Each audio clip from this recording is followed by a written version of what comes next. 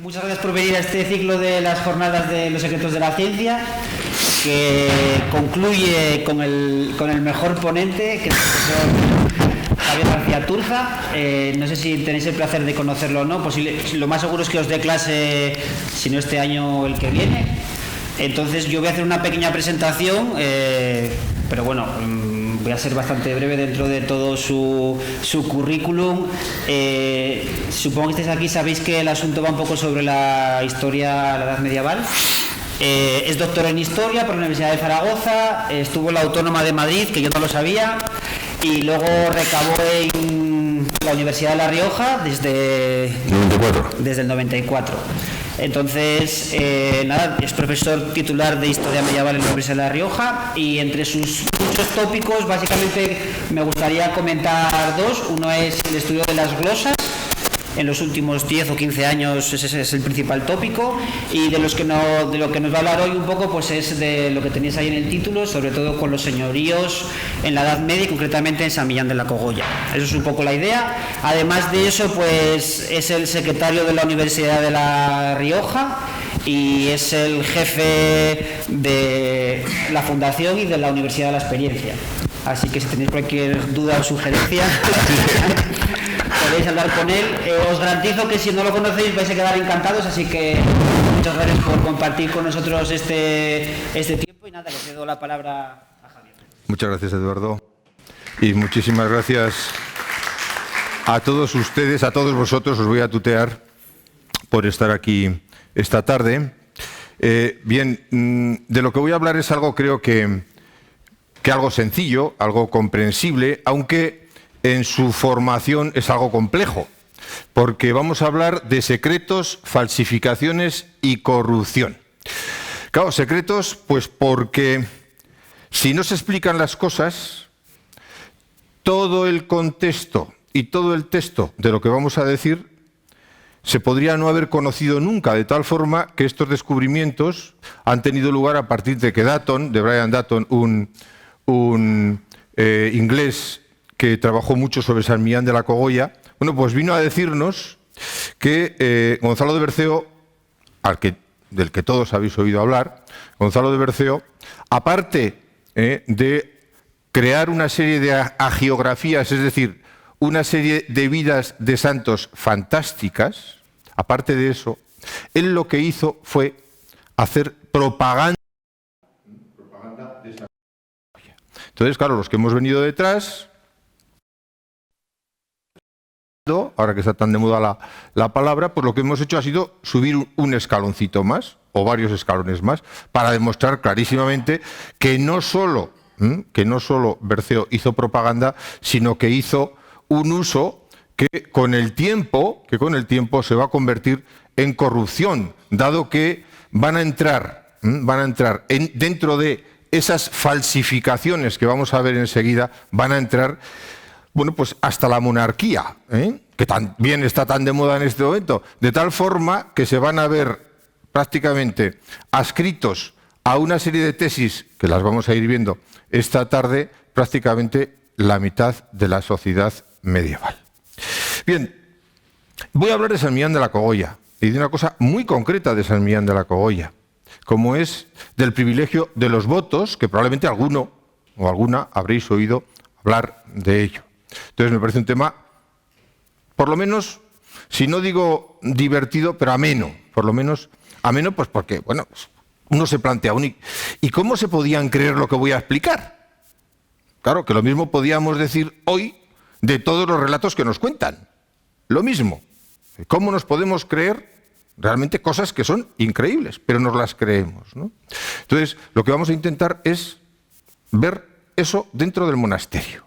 Ahora bien, junto a lo que voy a contar, no penséis que un monasterio y que todos los monjes del monasterio pues se dedican a guardar secretos, se dedican a hacer falsificaciones y se dedican a la corrupción. Esto es como hoy en la vida diaria, es decir, hay políticos corruptos, como la sociedad, una parte X de esa sociedad es corrupta, en la universidad me imagino que habrá gente corrupta, es decir, absolutamente en todos los sitios. Entonces vamos a equilibrar, quiero equilibrar como punto de partida esa balanza porque me parece de justicia. Porque en un monasterio se reza, pero también en un monasterio vamos a ver cómo para que funcione este monasterio, nos vamos a encontrar con que tiene que tener los suficientes bienes materiales como para que con ellos se pueda cumplir con el ritual diario, es decir, decir misa, pagar a los sacerdotes o a los frailes, a los monjes en este caso,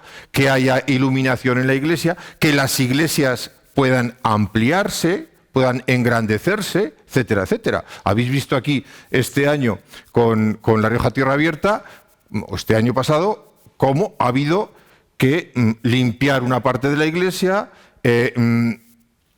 darle esplendor, y eso cuesta un dineral, lógicamente. Es decir, que cuando hablamos de dinero, es que el dinero para el culto y para ayudar al culto muchísimas veces está justificado. Bien, sé que veis muy poco en esta lámina, pero me parece muy llamativa. Mirad, esto es lo que denominamos dominio monástico de San Millán de la Cogolla, es decir, en todo ese territorio que va del Cantábrico hasta el Pisuerga y hasta el Duero, y aquí hasta Larga, que ahí sí que ya controláis todos bastante más, va a tener muchos bienes, de tal forma que en este mapa los únicos bienes que aparecen son o bien poblaciones enteras, o bien iglesias, o bien molinos, o bien presas, o bien grandes piezas, grandes tierras. No aparecen tierras pequeñitas, no.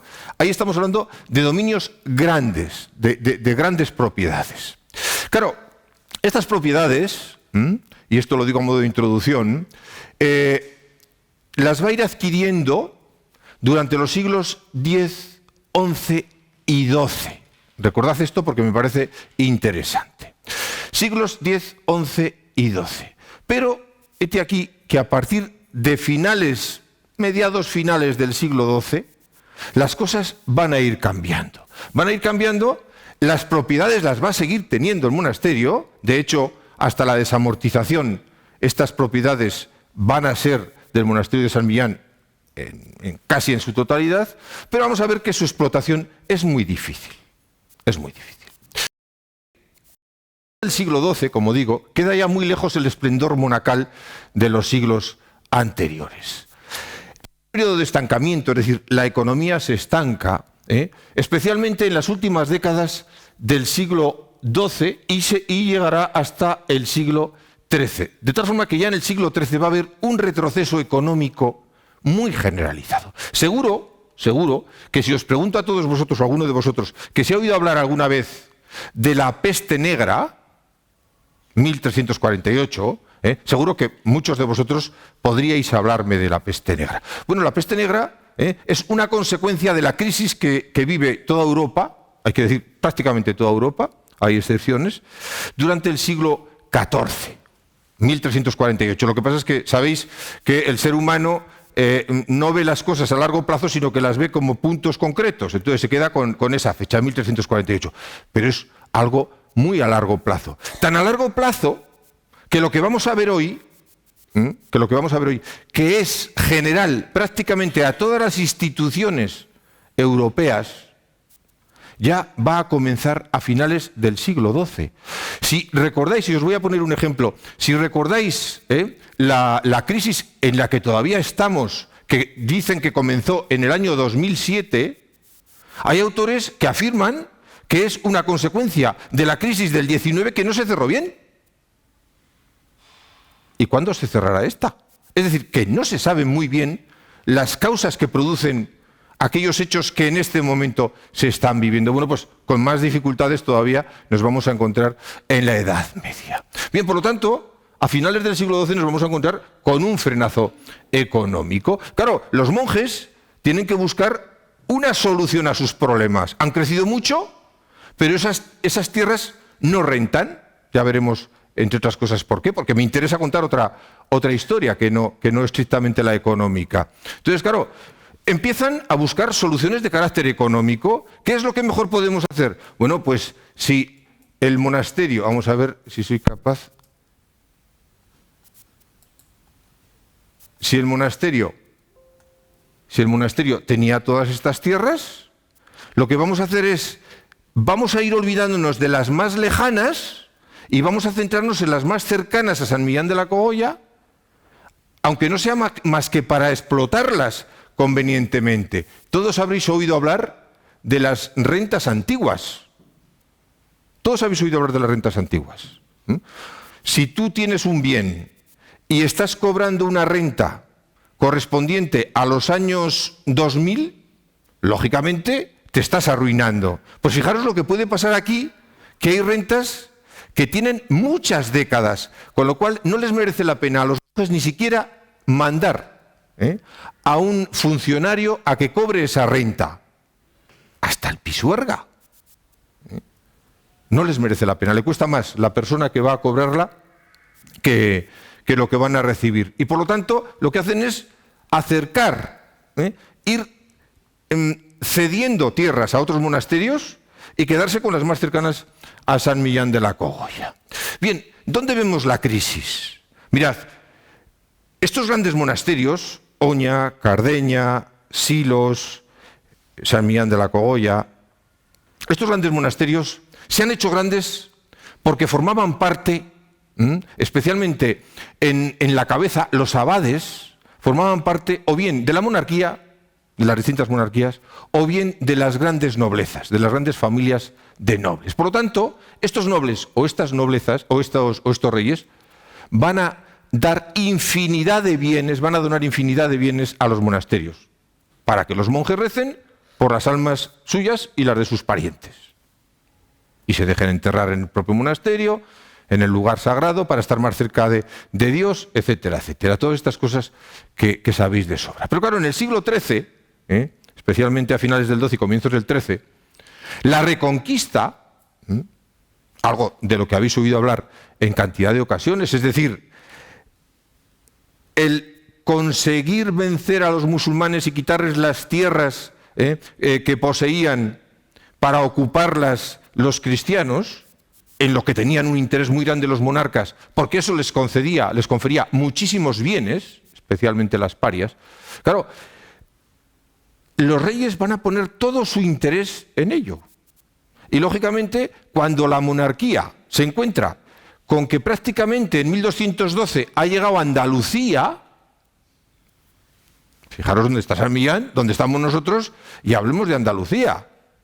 Prácticamente estamos en Despeñaperros, nos encontramos que ya el interés que pueden mostrar los monarcas por los monasterios es mínimo, es absolutamente mínimo. Le interesa mucho más ganar el dinero ahora de otras maneras. Por lo tanto, los monarcas no les van a prestar ninguna atención. Pero es que además ocurre otra cosa, es que al tener menos dinero, la presión fiscal de los monasterios son autónomos, y allí donde tienen jurisdicción, es decir, allí donde llegan, donde tienen tierras, la gente que vive en sus tierras pagan impuestos a los monasterios y luego los monasterios ya se encargarán de resolver sus cuitas con la monarquía.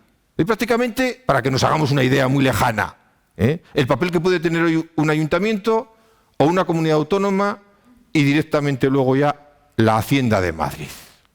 Se van repartiendo sus responsabilidades.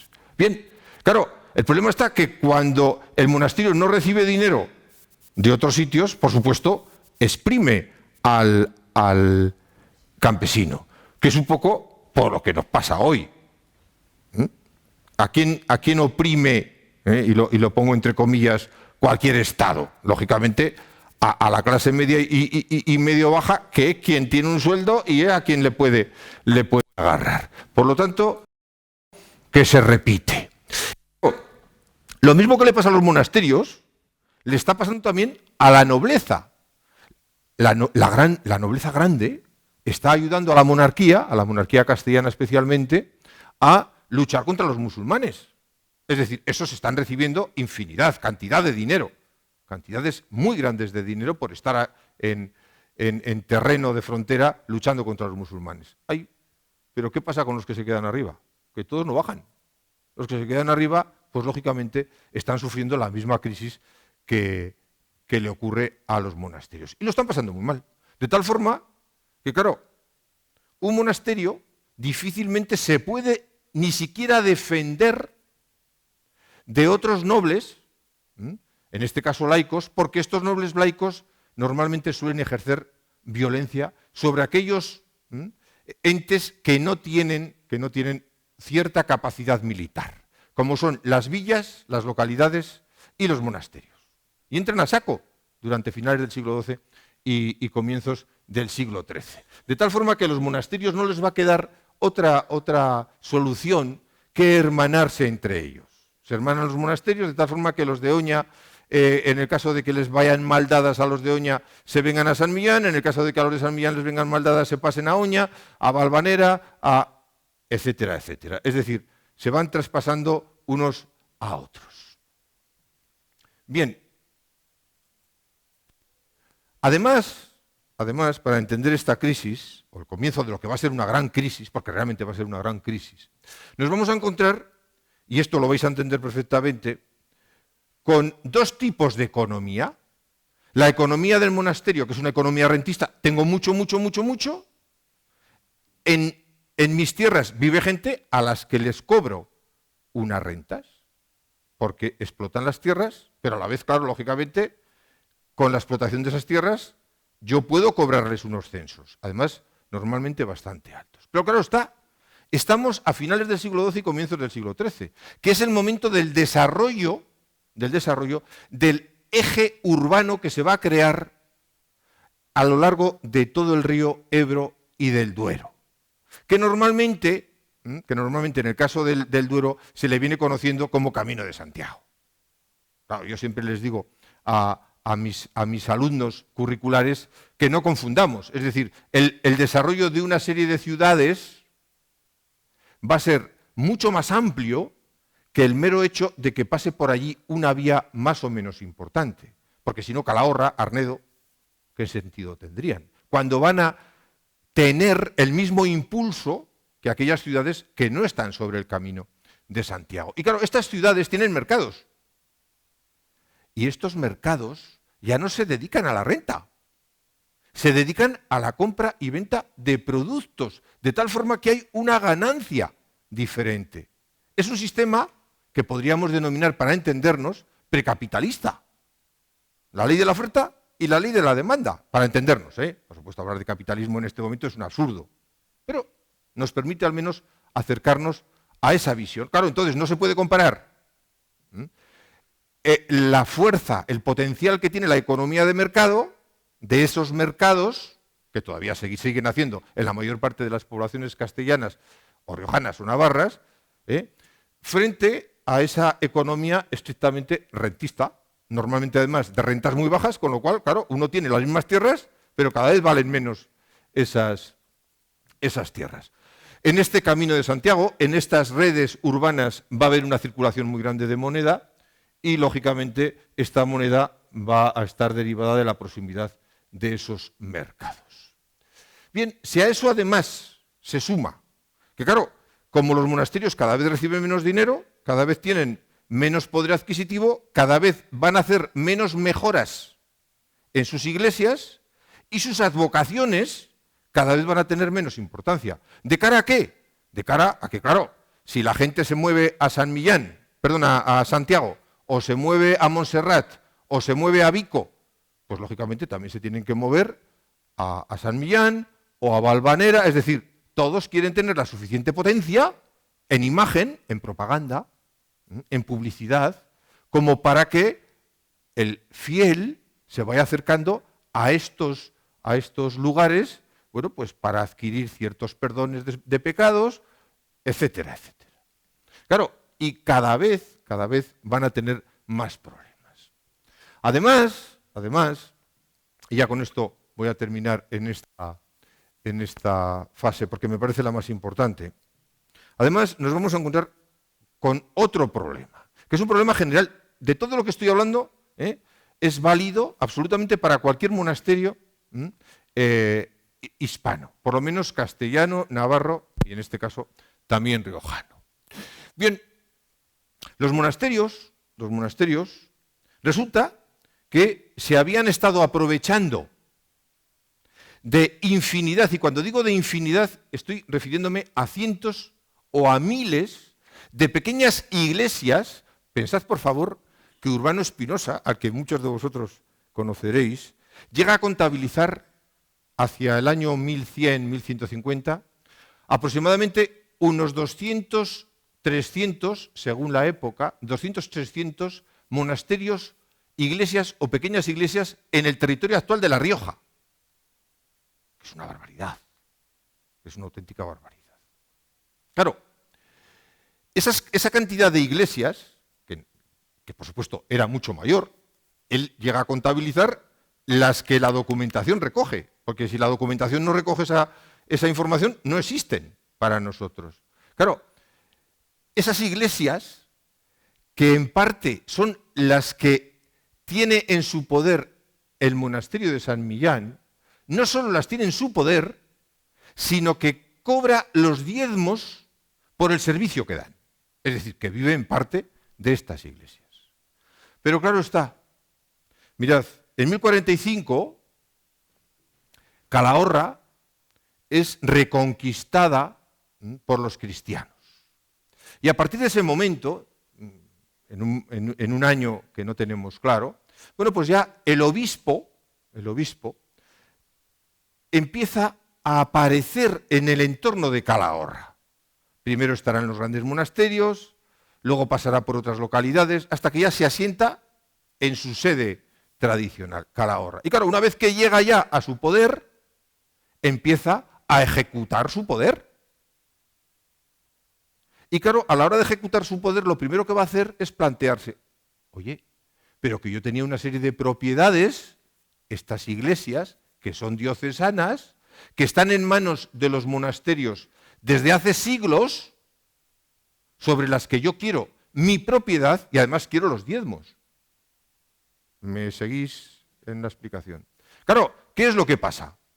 Que el monasterio se niega, los monasterios en general se niegan, y empiezan ya hacia 1160 una cantidad de pleitos brutales, que casi todos van en perjuicio de San Millán.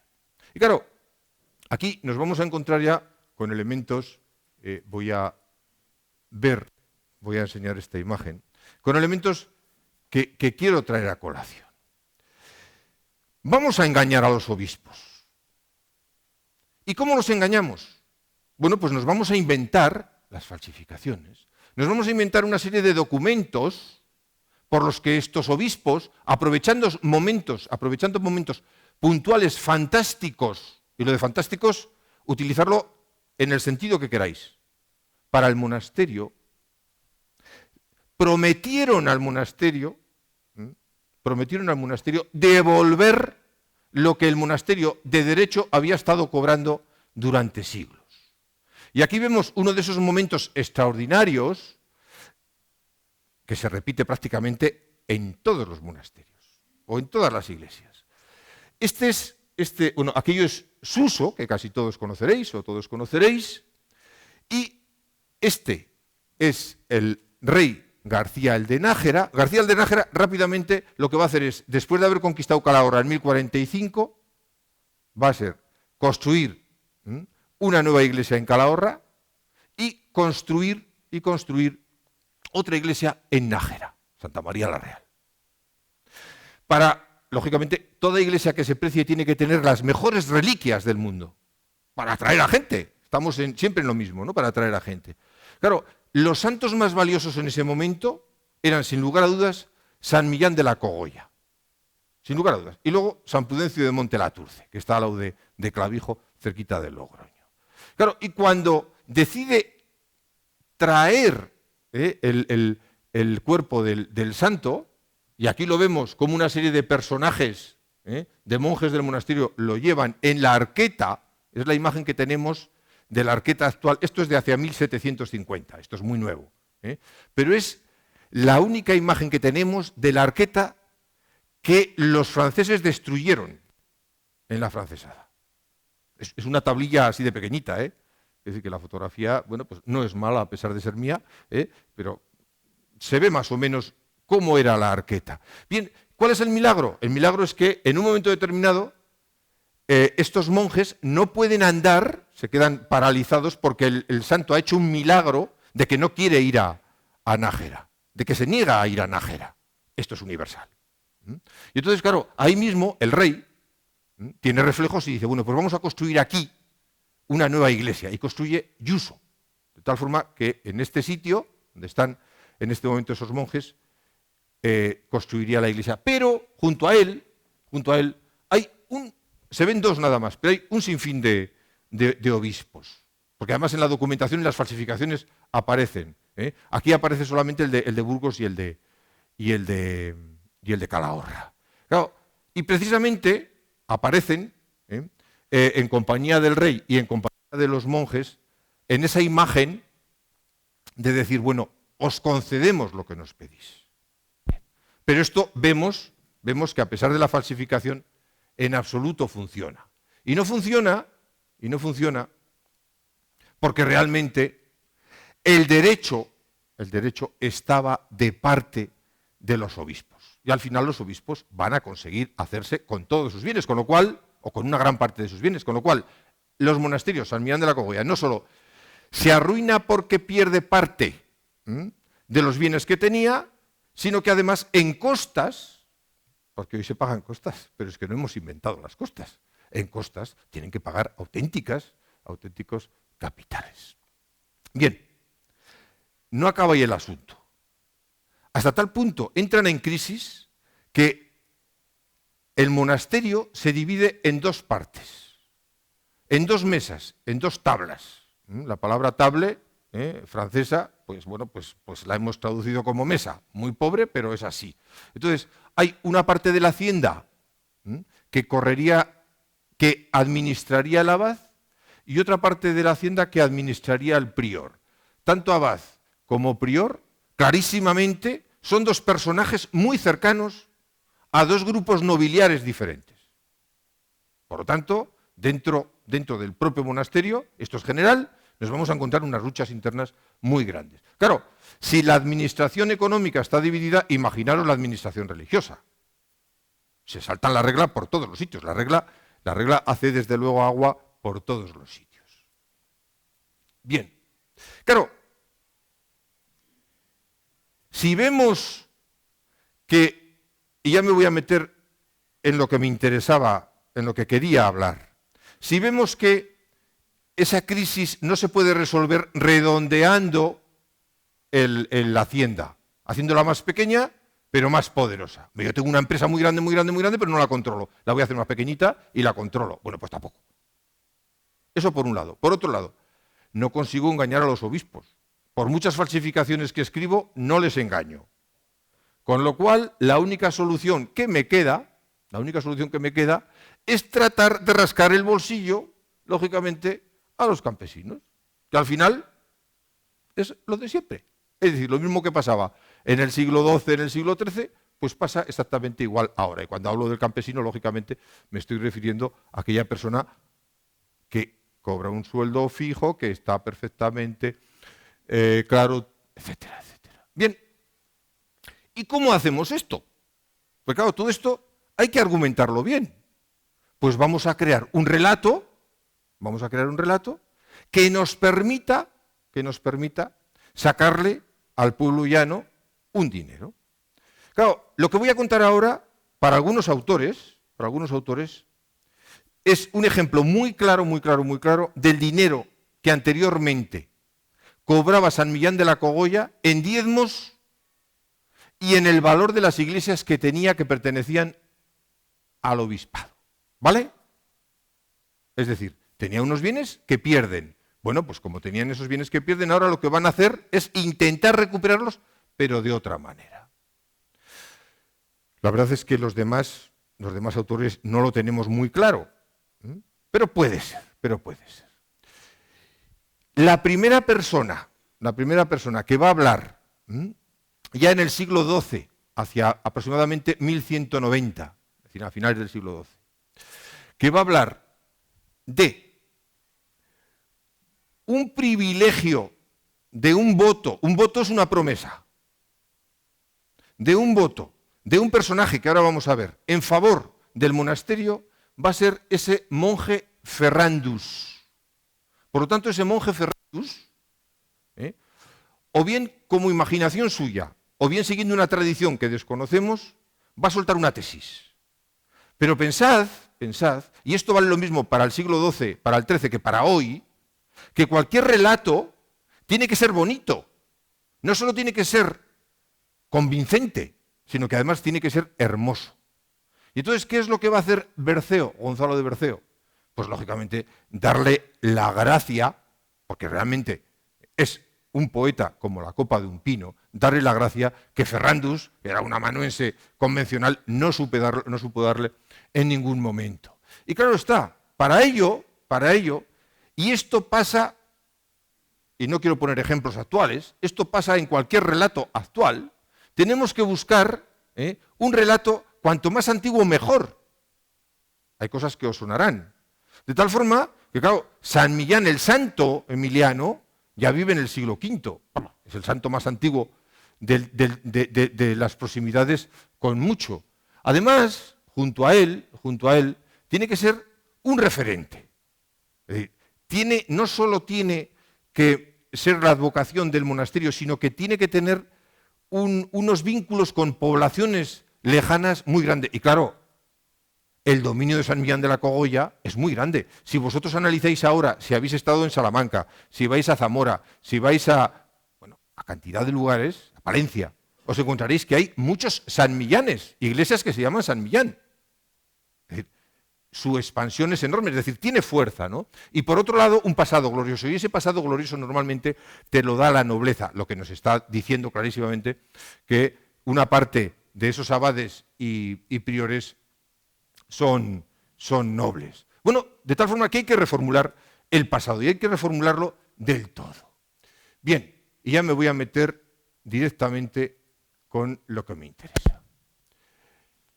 Claro, las soluciones son buscar a grandes personajes.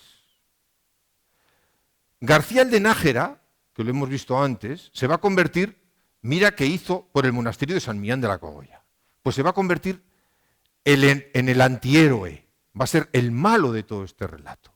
Mientras que Fernán González se saben muy pocas cosas de él. Sabemos que fue un conde castellano, pero hasta el siglo XIII, que vivió en el siglo X, pero hasta el siglo XIII no se le hace, en Castilla, no se le hace el fundador de Castilla. Es decir, es el conde más importante, a partir del siglo XIII, de los castellanos. Claro, qué mejor para San Millán de la Cogolla que vincularse a este personaje. Es fundamental vincularse, y lo van a hacer muy bien además. Y claro, se van a vincular a él, van a hacer una historia antigua, pero hay que coger un modelo. Es muy difícil ser original en ningún momento. De ahí lo de las copias, etcétera, etcétera. Bien, ¿cuál va a ser el modelo? El modelo va a ser el santo por excelencia que circula al menos por una buena parte del norte de España. Habría que hablar mucho sobre ello, que es Santiago, el apóstol Santiago. Y entonces, ¿qué es lo que vamos a hacer? Bueno, pues vamos a seguir sus pasos prácticamente al milímetro. Entonces, si os fijáis, por favor, vamos a ver una de las pocas imágenes en la que el santo, Santiago, es uno de los tres, da lo mismo uno que otro, están pescando y en presencia de Jesucristo, pero aquí ya empieza el relato. Aquí ya empieza el relato. Un relato en el que aquí está Santiago predicando, aquí se le aprisiona, ahí se le enjuicia y ahí se le corta la cabeza. Y claro, una vez que se le corta la cabeza, ¿qué es lo que va a pasar? ¿Qué se va a producir? Un traslado. Antes hemos visto a San Millán bajando de Suso a Ayuso. El traslado, hombre, no lo hará en barca de piedra, como lo va a hacer Santiago desde Jerusalén hasta Compostela, pero bueno, lo va a hacer en manos de 4 monjes. En otros textos se habla de bestias. Bien, y aquí vemos a Santiago, ahí lo veis en el barco, que se está acercando a la costa, etcétera, etcétera. Bien, aquí se descubre el resto, y fijaros por favor, que aquí aparece como peregrino, aquí protege a los peregrinos. Está con 2 personajes muy pequeñitos, que son los donantes de esa escultura, esto daría para otra charla. Este es él, ahí se le ve con la venera, con la concha y bueno, hay varias conchas, etcétera, etcétera. Y aquí lo vemos como protector de peregrinos. Pero lo que me interesa a mí es que fijaros, los santos son entes vivos porque los fieles los hacen vivos. Los van amoldando según las circunstancias. Y fijaros, por favor, aquí en esta lámina, que lo tenemos montado sobre un caballo blanco, con una espada, que sería flamígera. Lo que pasa es que hay el autor, que era bastante humilde, no se atreve a hacerla flamígera porque es muy compleja, y con la bandera de la cristiandad. Luego veremos cómo en San Millán vamos a encontrarnos con lo mismo. Y esta escena me parece fantástica, aunque puede ser de difícil comprensión. Durante toda la Edad Media va a haber una lucha enorme entre el poder laico y el poder eclesiástico por ver quién nombra a los responsables, por un lado de la Iglesia y por otro lado del Estado laico. Es decir, el Papa querrá nombrar al emperador o a los reyes, y por su parte, los reyes y los distintos señores querrán nombrar a los abades, incluso al Papa. Y de hecho, los reyes alemanes van a nombrar a varios papas. Y entonces aquí aparece, para que veáis cómo se va moldeando los personajes, aquí aparece Santiago nombrando reyes, coronando reyes a los peregrinos. Me parece fantástica en respuesta a lo que es el contexto de la época. Y en esta otra, ¿qué es lo que está pasando? Está pasando que a partir de 1099, que empiezan las cruzadas, recordadlo, que se pierde Jerusalén, va a adquirir una importancia enorme la figura del monje soldado, es decir, del Milex Christi, es decir, el soldado de Cristo. Claro, entonces será normal que esos santos, que antes eran pastores, pues fijaros, pues claro, un pastor lleva una vida gris, claro, han pasado de moda en el siglo XI y XII. Claro, ¿quién es el que está de moda a partir de ese momento? Lógicamente, los soldados monjes, o los monjes soldados, que son los que van a Jerusalén a conquistar Tierra Santa. Y entonces, claro, no es de extrañar que aparezcan infinidad de personajes de estas características, de santos que anteriormente, bueno, pues habían muerto, como Santiago. Lo único que hizo fue predicar en el entorno de Jerusalén, en donde fue ejecutado. Y fijaros en qué se convierte, en qué cantidad de cosas se convierte. Aquí lo vemos, lógicamente, en la batalla de Clavijo, en una de las batallas de Clavijo, matando en una noche nada más y nada menos que a unos 75.000 musulmanes. Pobre santo. Bien, claro, ¿qué es lo que va a pasar? Que los monarcas que aparecen beneficiados de esa victoria en Clavijo, lo que van a hacer va a ser una cosa muy sencilla, que va a ser poner un tributo a todos los habitantes del reino de León. Y ese tributo se le va a llamar voto. Es decir, una promesa que se le hace a Santiago, y todos los habitantes de León tendrán que pagar a Santiago, a Compostela. Bueno, ahí veis cómo va evolucionando con el paso del tiempo, etcétera, etcétera. Eso nos da igual. Lo que quería es que vieseis el ejemplo. Pero no es eso solo, sino que es que ese soldado, ese Miles Christi, lo vamos a ver aquí con el Cid. Lo vamos a encontrar con cantidad de personajes, incluso con Fernán González, que lo visten de soldado de Cristo matando a musulmanes. Es una repetición del mismo personaje. Todos para lo mismo. Bien, rápidamente. Fijaros, por favor, en qué contexto nos movemos. Un poco para entender, pues, posiblemente la actitud de la gente o la sensibilidad de la gente ante lo milagroso. Hoy somos muy escépticos, pero no siempre hemos sido así. Lo que no quiere decir que no seamos muy crédulos, porque creo que somos tremendamente crédulos hoy. Fijaros, por favor, que en 1285 localizamos un milagro con nombres y apellidos. Ahí se habla de abades, se habla de un personaje al que se le da muerte, etcétera, etcétera. Bien, pues, y se dice, ¿qué es lo que me interesa?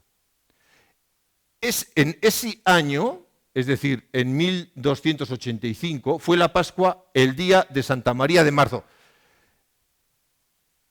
Yuso no está dedicado a San Millán. Yuso está dedicado a la Virgen María, pero a la Virgen de Marzo. Y entonces, ese día, en ese año, cayó en domingo. También es casualidad. Bueno, pues ese día resulta que cuando estaba el convento, es decir, todos los monjes a tercia, en la hora tercera, vieron que non ardie el cirio pascual, E mandó el prior a los hombres del sacristán que lo encendiesen. E cuando descendió el convento a los altares, fueron los hombres por encenderlo. E antes que plegasen, antes que llegasen, encendióse a deshora por sí, es decir, se encendió de repente. E de esto dieron por testimonio muchos hombres que estaban en el sagrario. Bueno, una cosa muy sencillita, pero es el primer milagro que tenemos con nombres y apellidos recogido en Yuso, porque en Suso sí que hay otros milagros. Pero con esto quería que vieseis ese contexto. Pero fijaros, hasta tal punto, San Millán de la Cogolla, sus falsificaciones y toda la propuesta es poco original, que está copiada prácticamente de forma literal de lo que hemos visto con Santiago.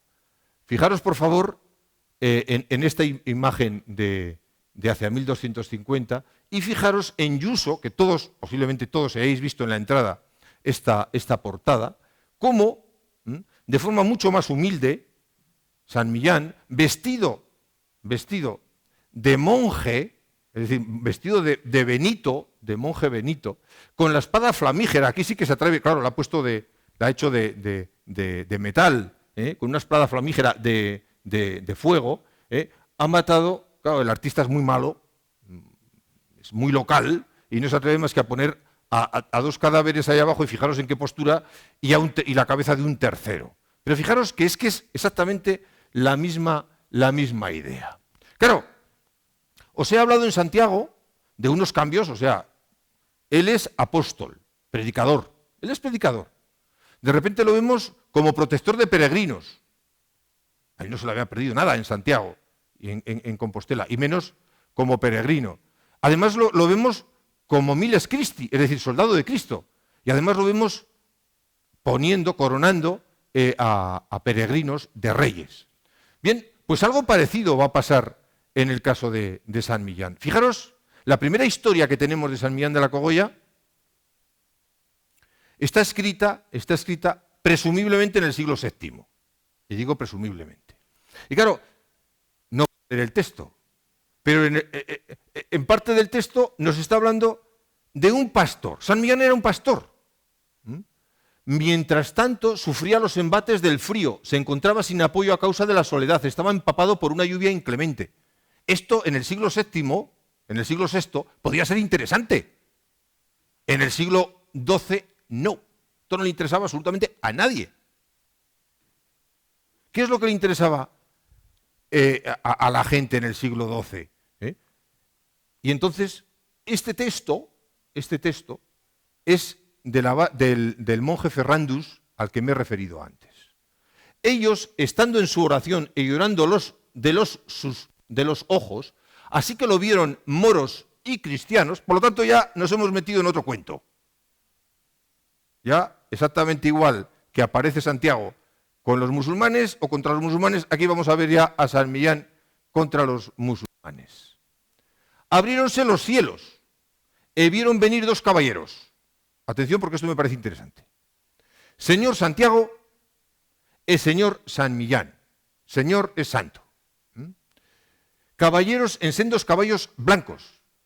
También Santiago se había aparecido en un caballo blanco. Armados con armaduras, con armas blancas, las espadas en las manos y con ellos grandes compañías de ángeles. Fijaros que esto ya no tiene nada que ver con la humildad del pastor que está rezando ahí, mientras está rezando se está llenando de agua y hace un frío horrible.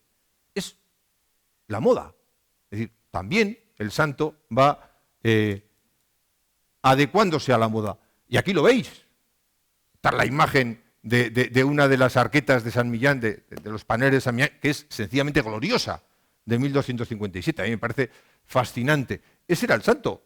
Pero claro, Berceo, en una de sus obras, lo va a convertir en otra cosa, que es en esto. Claro, en esto, pero de la mano de Santiago. Lo quiere hacer grande a San Millán, pero siempre de la mano de un grande. Pero abriros quiero todo mi corazón. Querría que ficísemos otra promisión, una promesa. Ceo. Mandar a San Millán nos a tal función, cual manda al apóstol el rey de León. Y aquí tenemos una carga política tremenda. Es decir, el rey de Castilla quiere comparar a San Millán con Santiago, pero Santiago es de León, por lo tanto nosotros lo vamos a hacer patrón de Castilla, patrón de los castellanos, y esto veremos que va a tener su importancia. Frontero es del regno, León-Castilla, cuerpo envergonzado, respetado, patrón de españoles, el apóstol sacado, honrémoslo varones, démosle este dado, respondieron y todos, Señor, de muy buen grado. Es decir, van a aceptar todos la promesa que haga en un momento determinado Fernán González sobre el voto, pero no adelantemos acontecimientos. Gonzalo de Berceo va a mezclar en la vida de San Millán de la Cogolla, que es donde se va a narrar esta historia, va a mezclar los hechos de la Vita Santi Emiliani, una historia que es la que os decía hace un momento yo, en la que San Millán es un pastor y que es del siglo VII. San Millán vivió un siglo antes. Y esta historia es de San Braulio, que es obispo de Zaragoza, y que a su vez es hermano de San Isidoro de Sevilla, que luego será enterrado en León. Y por cierto, si alguno de vosotros ha estado en León y conoce la vida de San Isidoro, pues San Isidoro prácticamente viene a coincidir de la A a la Z con buena parte de lo que cuenta la vida de San Millán. Entonces, claro, además de contar los orígenes antiguos, además de hablar muy bien de Fernán González, ya en el siglo XIII, cuando vive Gonzalo de Berceo, ya es, insisto, se le ha hecho el conde creador del reino de Castilla.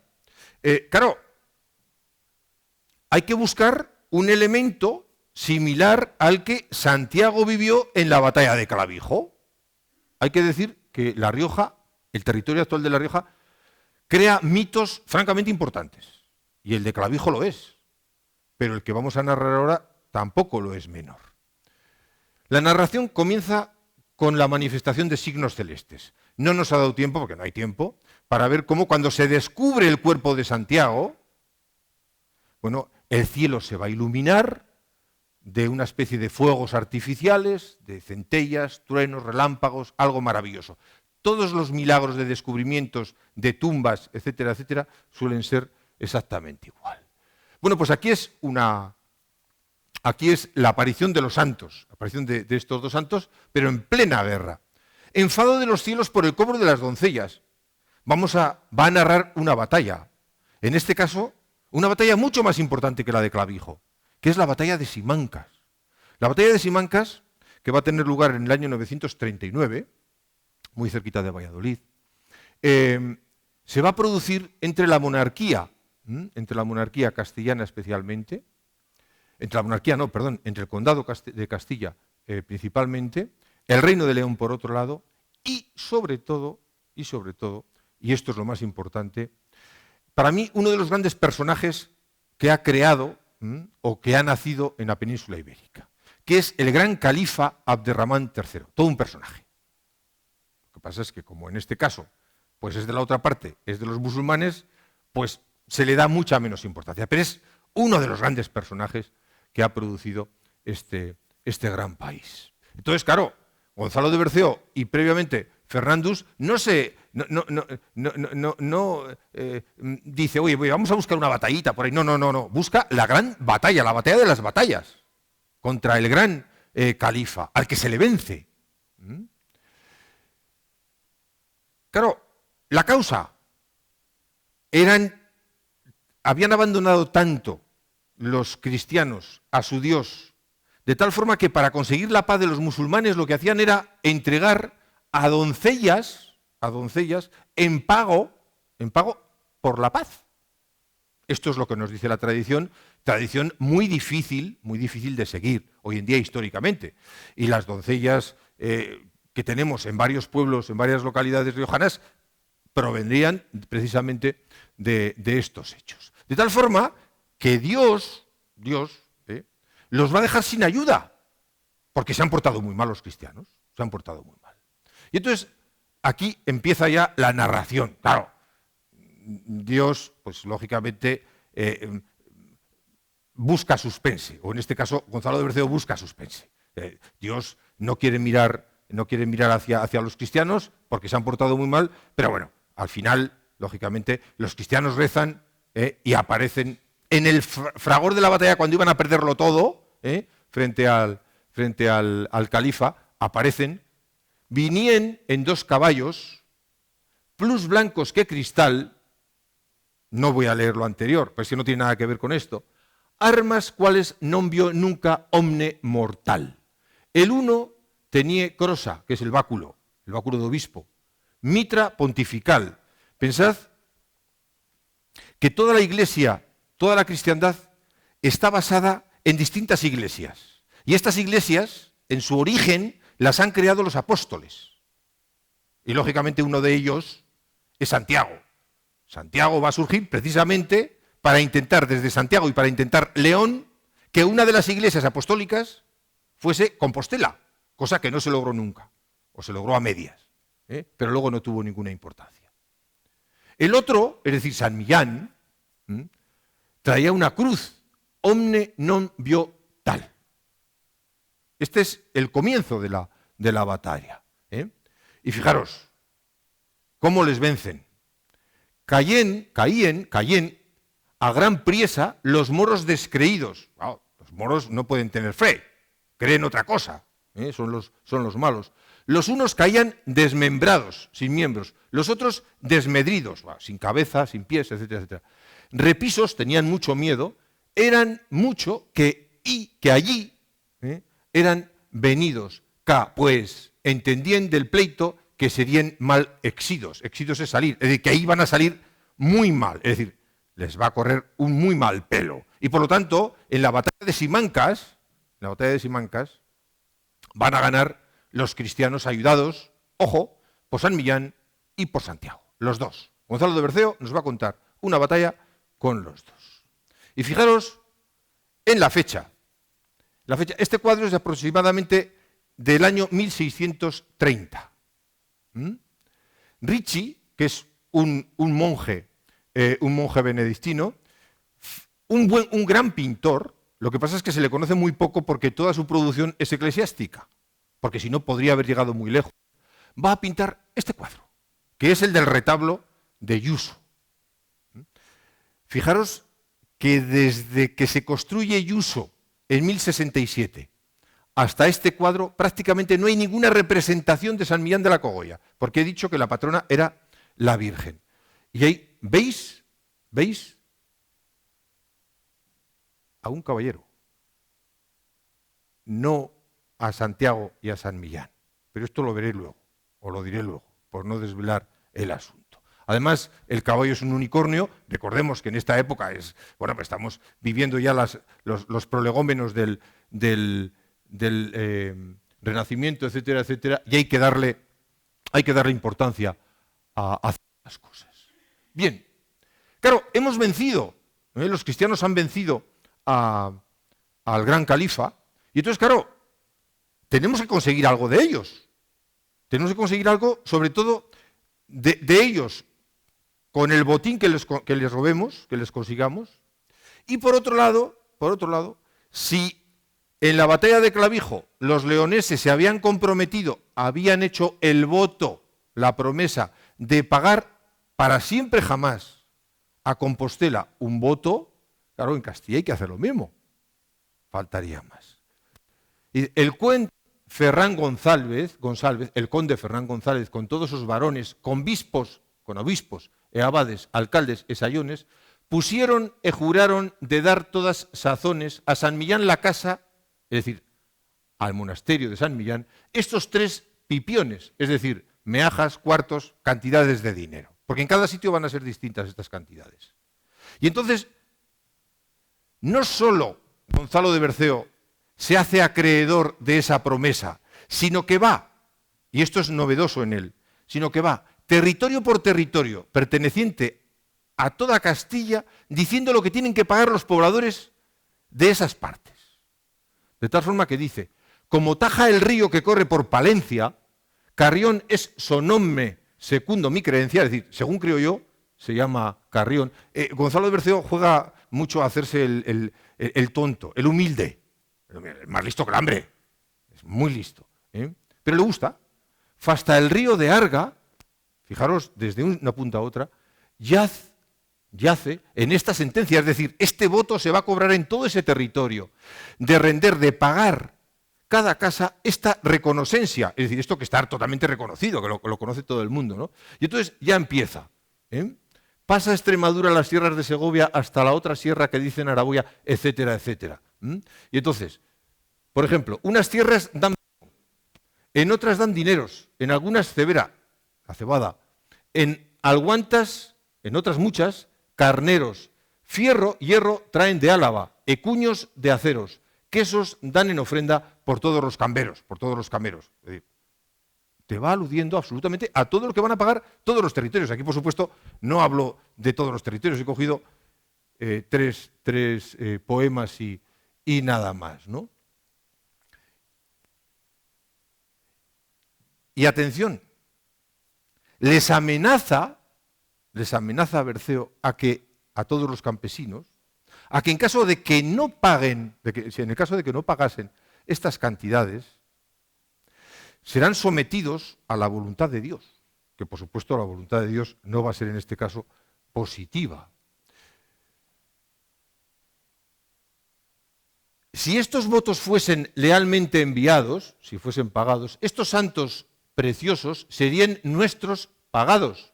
Habríamos pan e vino, esto dice Gonzalo de Berceo, tendríamos pan e vino, temporales temprados, es decir, estaríamos sobrados, non seríamos como somos de tristicia menguados, es decir, que lo estamos pasando muy mal, muy mal. Amigos e señores, entenderlo podedes, lo podéis entender, que a estos 2 santos en deuda les yacedes, les debéis. De esto estar seguros, que bien vos falláredes, es decir, entenderéis, si bien les enviéredes esto que les debedes, es decir, que estaréis en paz con Dios en el caso de que les entreguéis lo que les debéis. Realmente está tomando un partido clarísimo en favor del monasterio y, por supuesto, en contra de los campesinos. Y ya voy terminando. Mirad, esta es Castilla en el año 1492, aproximadamente. Entonces, todo ese territorio rosa, ese es el territorio que acabará pagando el voto a San Millán, que acabará pagando o no. ¿Por qué? Pues porque, mirad, conocemos los lugares que tenían obligación de pagar el voto por los pleitos entablados con el monasterio porque no lo pagaban. Es decir, que en realidad nunca sabremos, o será muy difícil saber si realmente lo pagaron o no lo pagaron. Porque fijaros, lo que sí que es cierto es que en un principio serán Nájera y Logroño los que tendrán obligación de pagarlo, pero luego ya, a finales del 13, serán Sevilla, territorio navarro, es decir, no hablamos aquí de la Ribera, no, el territorio navarro, Córdoba, Toledo, Palencia, Ávila, los obispados, y un obispado no es como el de Calahorra hoy, que tiene perfectamente definido el territorio. El territorio de Calahorra en el siglo XIII ocupaba una buena parte del País Vasco y La Rioja. Es decir, que eran territorios realmente enormes. Los obispados de Granada, Guadix, Almería, Málaga, Sevilla, Córdoba, Jaén, Cádiz, Cartagena, Badajoz, Coria, Plasencia, Ciudad Rodrigo, Cuenca y Sigüenza, tela marinera, Por último, los territorios de las órdenes de Santiago, esto ya es muy de Andalucía y de Castilla la Nueva, órdenes de Santiago, Calatrava y Alcántara y toda la villa de Madrid. Este es el territorio que tiene obligación de pagar a San Millán todos estos bienes. Os he dicho antes que la corrupción se va a ver clarísimamente porque no solo son los monjes, sino que también es el rey, los monarcas, los que se van a hacer partícipes de estas falsedades. Hacia 1285 aproximadamente, muy tarde, porque el texto de Berceo puede ser de hacia 1230, y el de Ferrandus es anterior, hacia 1190, hay un Sancho IV, que va a hacer de este privilegio, que va a hacer de este texto de Gonzalo de Berceo un privilegio. Que haga con él un privilegio significa que todos sus súbditos tendrán obligación de pagarlo. No, si esto no es corrupción, prevaricación, llamarlo como os dé la gana, ¿qué es? Bien, pero no es eso lo grave. Lo grave es que este voto surgido de una falsedad, de una invención, que puede tener, ojo, atención, que puede tener unos antecedentes tradicionales que se hundan en el siglo X, es decir, que tienen un peso específico en el terruño y que la gente, por miedo o por fidelidad al santo, lo paga. Este tributo dejará de pagarse en la desamortización, es decir, en el siglo XIX, que se ha estado pagando desde el siglo XIII, desde mediados del siglo XIII hasta el siglo XIX. Se ha estado pagando o no, porque, insisto, la mayor parte de la documentación que tenemos es de pleitos, de enfrentamiento de esos obispados, de esas tierras contra San Millán, porque decían que ellos no pagaban eso. Y antes os he enseñado esta imagen, y con esto ya termino. ¿Por qué aparece aquí solo San Millán? Claro, todo el mundo cuando sube a San Millán y ve esta imagen dice, ahí va Santiago Matamoros. No, San Millán. Pero aparece solo. ¿Qué es lo que está pasando en el siglo XVII cuando Ricci, en 1653, pinta esto? Pinta esto y otro montón de cuadros similares. Lo que está pasando es lo siguiente. Antes he hablado de Santiago como patrón de España. Pero claro, Santiago se va a quedar como patrón de León. San Millán se va a quedar como patrón de Castilla. Pero en el siglo XVII entra Santa Teresa de Jesús con un sinfín de seguidores para convertirse en patrona de España. Y claro, España no puede tener 3 patrones, tiene que tener 1. Y entran en lid, entran en discusión, de tal forma que cada uno de los estamentos religiosos, acompañados lógicamente de los estamentos políticos, van a hacer causa de su advocación, de tal forma que en el centro apostarán por Santa Teresa, en León y especialmente en Galicia van a apostar por Santiago, y aquí, en nuestro territorio, y de una forma muy humilde, lo tengo que decir, se va a apostar por San Millán de la Cogolla. De tal forma que la literatura que se va a producir en el siglo XVII va a ser muy abundante, especialmente por parte de gallegos y por parte de castellanos, mientras que va a ser muy humilde por parte de San Millán. Pero claro, en la Iglesia, Ricci ya no va a apostar por Santiago y por San Millán, ya apuesta solamente por Santiago. De tal forma que se ha cargado de un plumazo al gran referente, no del siglo XVII, que ya queda muy difuso. Uno de los grandes referentes en el siglo XVII va a ser Santa Teresa. Para muchos para mal, pero para otros para bien, por su problema judeoconverso, etcétera, etcétera. Claro, y San Millán no puede aparecer acompañado de Santiago, va a aparecer solo. De tal forma que fijaros, por favor, cómo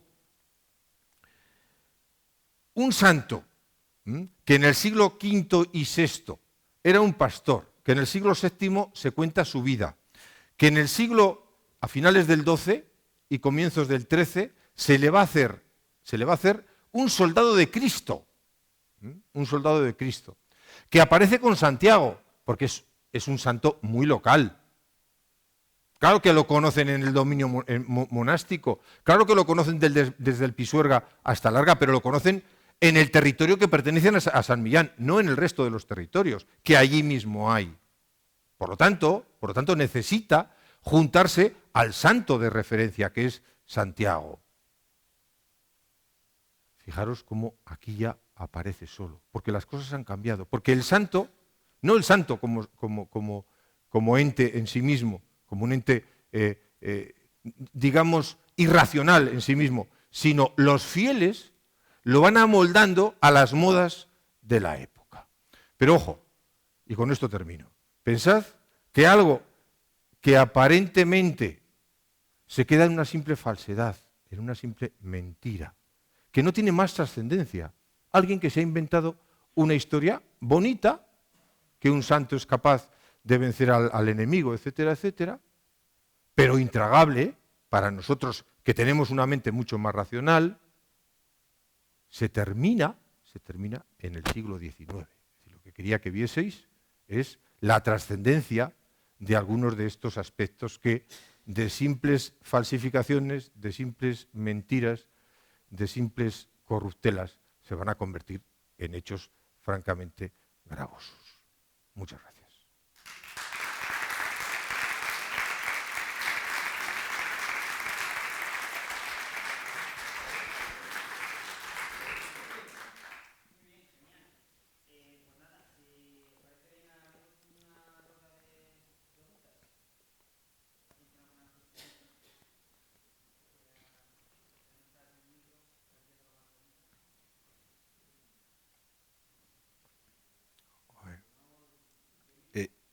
Si no hay dudas, es que el profesor ha sido malo, ¿eh? O poco claro.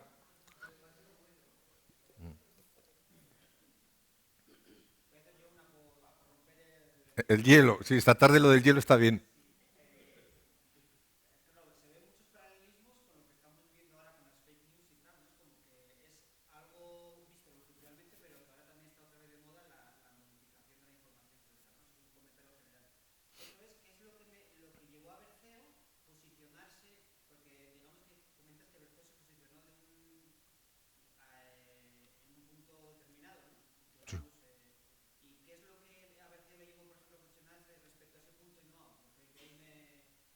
Vamos a ver, no, haces preguntas. La información que tenemos sobre Gonzalo de Berceo es muy puntual. Conocemos su obra, pero conocemos muy poquitas cosas de él. Él aparece aproximadamente en 10 documentos citado, punto. Sabemos que era sacerdote, que no era monje. Sabemos que tenía conocimientos de derecho. Sabemos que constantemente estaba con los abades del monasterio, especialmente arriba en Suso. De hecho, una gran parte de su producción parece que la escribe arriba, en el Portalello, que todos o muchos de vosotros conoceréis.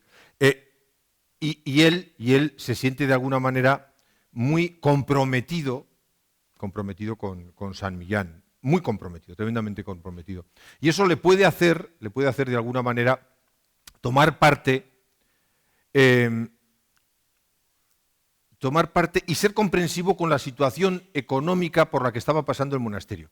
Quiero que entendáis, por favor, que nosotros hoy estamos ya muy maliciados con el tema de las prevaricaciones, de las falsificaciones, etcétera, etcétera. De hecho, estos días, con el tema de la tesis, con el tema de los másteres, etcétera, etcétera, bueno, pues se nos viene a decir que no es el mismo el concepto de plagio actual, que el que tenía un romano o que el que tenía un griego y el que tenía un medieval. Las épocas avanzan y sobre todo el derecho avanza y va fijando bien las cosas. Por lo tanto, cuando yo hablo de este caso, no es que esté criminalizando a los monjes de San Millán, porque todos hacían exactamente lo mismo. Lo que estoy diciendo es que ellos se buscan la vida, eso sí, a costa de los más pobres, se buscan la vida ¿para qué? Para tratar por todos los medios de ser competitivos. Pensemos que San Millán de la Cogolla está muy cerquita de Nájera, de Santa María la Real, que cuenta con el apoyo de la monarquía. Está muy cerca de Oña, está muy cerca de Silos, está muy cerca de Arlanza, etcétera, etcétera. Y lógicamente, si San Millán de la Cogolla hace esto, los otros están haciendo lo mismo.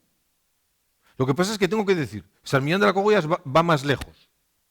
Son más listos, no digo más inteligentes, son más listos y crean un voto, los demás no, los demás tratan de darle importancia a su santo, pero se van desinflando conforme al tiempo. Y aquí Gonzalo de Berceo lo único que va a hacer es luchar por lo que considera suyo, pero luchar, insisto, no tanto por hacer ricos a los monjes, que posiblemente también, sino porque el monasterio sea realmente conocido, es un círculo vicioso, sea realmente conocido, porque cuando es muy conocido, atrae a peregrinos, atrae a gente rica que se entierra dentro de la iglesia, porque la iglesia es lugar sagrado, están más cerca de Dios, pero eso cuesta un dinero. Pueden construir una iglesia mayor, es que es todo un círculo vicioso, tenemos una iglesia mayor. Si hacemos un estudio comparativo del tamaño de las iglesias, veremos que lo que se pretende es llamar la atención, atraer a gente. Habréis estado en la iglesia, en la Catedral de Sevilla. La Catedral de Sevilla es una iglesia anormalmente grande, creo que es la segunda o la tercera más grande de toda la cristiandad. ¿Qué pinta eso en Sevilla? Pinta sencillamente que lo que se quiere es tener un elemento referencial para llamar la atención. Y Gonzalo de Berceo lo que pretende precisamente es esto. Y mira, acabo de terminar ahora mismo un análisis de una obrita de Gonzalo de Berceo, para mí fascinante, por lo que desvela, que es el poema de Santa Oria. Es una santa muy menor, y me queda clarísimo que no solo se pone a favor de San Millán, sino que se pone a favor de San Millán de Suso, porque en San Millán de Yuso no tienen como advocación a San Millán. Perdonad si soy tremendamente redundante, porque es que en Yuso está la Virgen, y la Virgen es universal, y es exactamente lo mismo cualquier virgencita que hay en Oceanía que la Virgen de San Millán de Yuso, la misma, las mismas características. Luego podrá tener, puede ser la Virgen del Valle, la Virgen de la O, la Virgen de lo que queráis, pero al final es la Virgen. Y no se puede hacer una geografía de la Virgen, porque es que sota, caballo y rey. Sin embargo, de un santo, aquí lo veis. Y San Millán, Gonzalo de Berceo para mí, es el último personaje que se dedica a hacer grandes hagiografías de santo. A partir de él ya los santos, tal como los entendemos, van a caer en picado. Pero claro, insisto, no es algo propio de Gonzalo de Berceo. Es que el poema de Fernán González se va a escribir en ese mismo momento. Y los grandes libros hagiográficos del XIII se van a hacer precisamente por este motivo. No sé si conocéis o habéis oído hablar de la gran obra de Santiago de la Vorágine, que escribe la obra de todos los santos. Es una obra fantástica. Precisamente dándose cuenta de que Jesús y la Virgen, es decir, los grandes santos neotestamentarios, están barriendo a los santos locales y se están quedando prácticamente ellos solos. Y tienen que salir estos personajes, estos literatos, de alguna manera, a luchar por ellos. Y claro, Jesús viene perfectamente reflejado en la Biblia, en el Nuevo Testamento. Todos estos santos tenemos toda la capacidad que queramos para inventárnoslos, para crear milagros. Podemos crear con ellos todos los milagros que queramos. De Silos, Gonzalo de Berceo va a hacer una retahíla de milagros gigantesca, enorme. No se va a romper nada por eso. Porque lo que se pretende es atraer a la gente.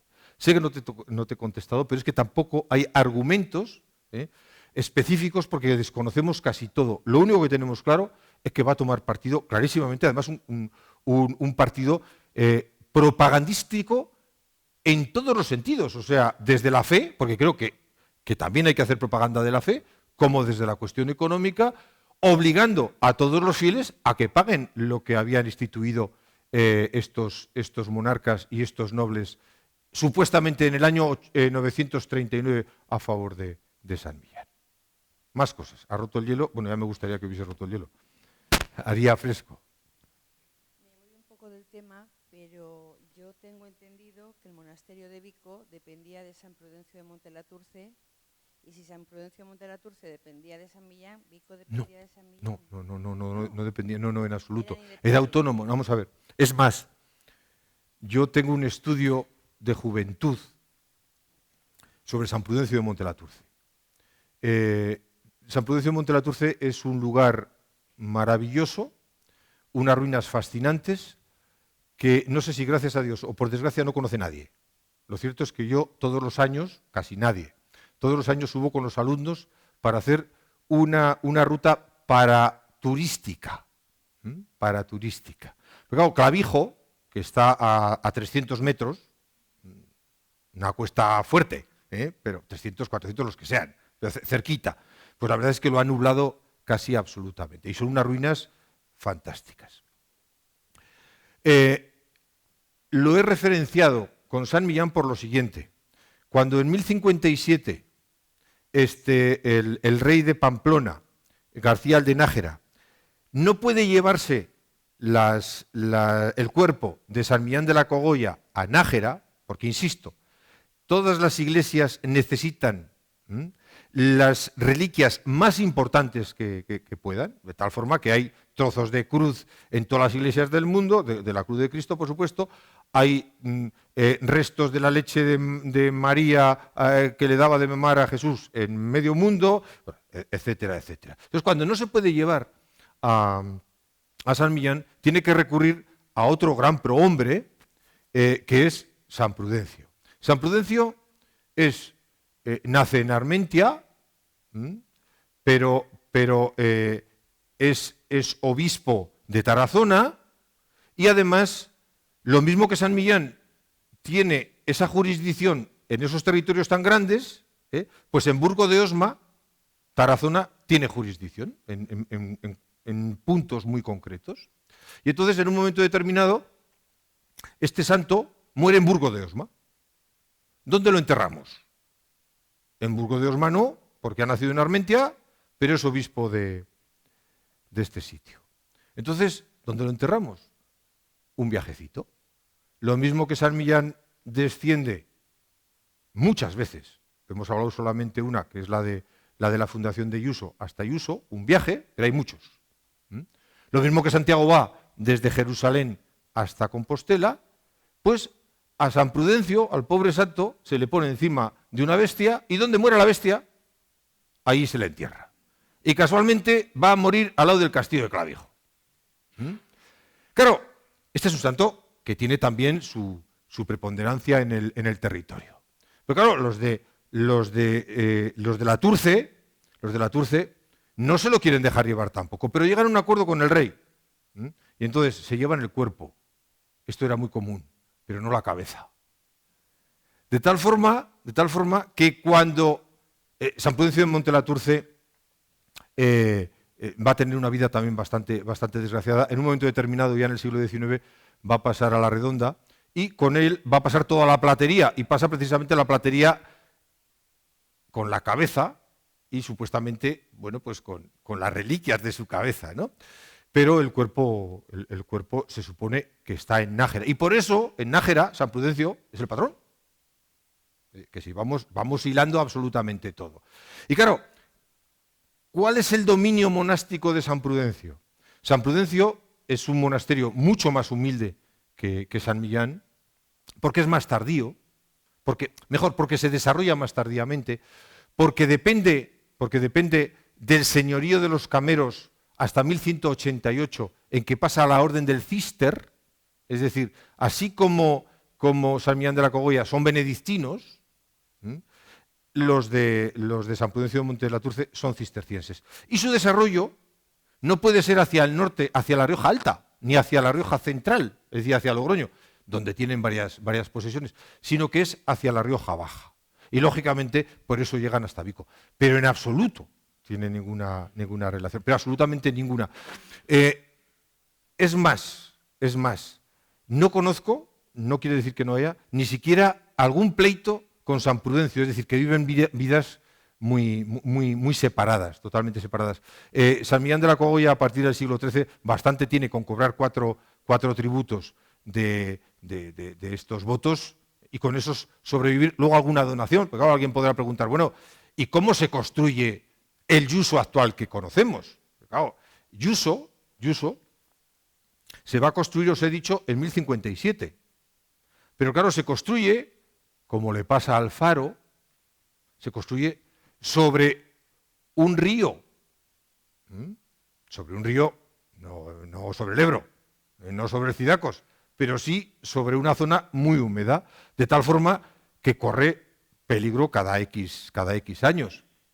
Y lógicamente, Alfaro siempre tendrá un problemón ahí con toda el agua que baja de la vertiente, y San Millán de la Cogolla exactamente le pasa lo mismo. De tal forma que la iglesia románica, que no se sabía ni dónde estaba, se descubrió en unas catas arqueológicas en los años 2007 al 2011, se ubicó, y claro, luego se fueron estudiando todo el proceso constructivo hasta el momento actual. Y el proceso constructivo más importante va a ser el gótico, pero claro, por donaciones, grandes donaciones, de particulares, de la nobleza, pero no de dinero estrictamente suyo.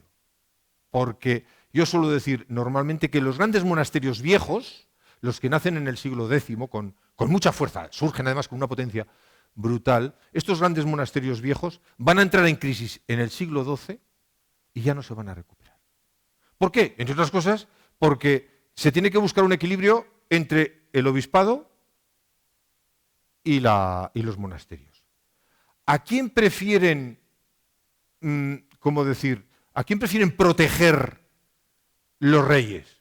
A los obispos. Porque un obispo tiene jurisdicción sobre un territorio muy concreto. Ya lo veis hoy, el de Calahorra. Es una jurisdicción que es toda La Rioja. En la época medieval, por supuesto, no era tan definida. No era tan definido ese territorio. En la época moderna ya empieza a ser más definido. A un monasterio ya ha entrado en crisis. Y además tiene miles de puntitos, pero son puntitos que se pierden en el territorio nacional. Es decir, no hay una jurisdicción uniforme. Por lo tanto, mientras van creciendo los obispados, van decreciendo clarísimamente los monasterios. Y San Prudencio de Montellaturce va a ser uno de ellos. Y Vico va a ser una cosita, dicho con todo cariño. Yo hice la tesis sobre Valvanera. Bueno, pues Valvanera es lo que es, pues porque Franco en 1957 pues la coronó como reina de los riojanos, como virgen de los riojanos. Pero si no hubiese sido, pues eso, pues lo que ha sido históricamente, es decir, un monasterio como referencia eclesiástica y como dominio económico muy por debajo, por supuesto, de Albelda incluso, del que no he hablado, de Santa María la Real y por supuesto de San Millán, que es el más grande de todos. Más cosas.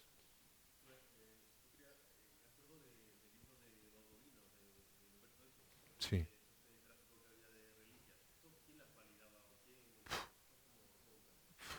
Vamos a ver, el tema de las reliquias es fascinante porque, claro, el tema de las reliquias, como acabo de decir ahora mismo, se va a convertir en el proceso que va a permitir que muchas iglesias sean importantes.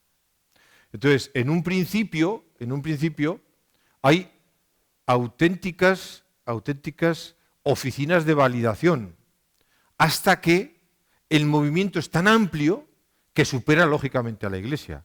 Y la Iglesia se siente totalmente invalidada para llevar a cabo esta tarea, totalmente superada, de tal forma que a mí me sigue llamando la atención cuando entras dentro de la casa de algún noble de cuarta, de quinta o de sexta, que posee en su pequeña capillita, posee miles, pero cuando digo miles, miles de reliquias de absolutamente todos los santos. Claro, ¿qué valor tiene eso? Bueno, mira, yo creo que el valor es relativo. El ser humano,